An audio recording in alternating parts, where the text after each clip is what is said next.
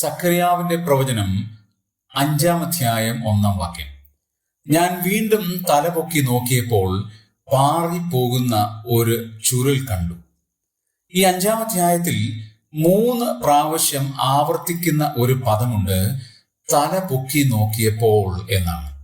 English Bible നമ്മൾ വായിക്കുകയാണെങ്കിൽ then I lift up my eyes again and looked എന്നാണ്. ഞാൻ എൻ്റെ കണ്ണ് ഉയർത്തി നോക്കി. കണ്ണ് ഉയർത്തി നോക്കുമ്പോൾ പാറിപ്പോകുന്ന ചുരുൾ കാണും. തിരുവചനത്തിന്റെ രേഖകൾ നമുക്ക് കാണാനായിട്ട് കഴിയും.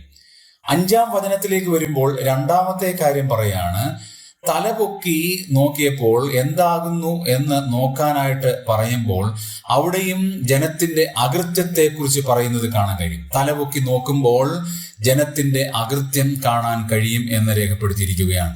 9-ാം വചനത്തിലേക്ക് വരുമ്പോൾ പിന്നെയും സഖറിയാവ് തലപൊക്കി നോക്കിയപ്പോൾ 2 സ്ത്രീകൾ പുറത്തു വരുന്നത് കണ്ടു. അവര് സംസാരിക്കുന്ന കാര്യം കാണാൻ കഴിയും.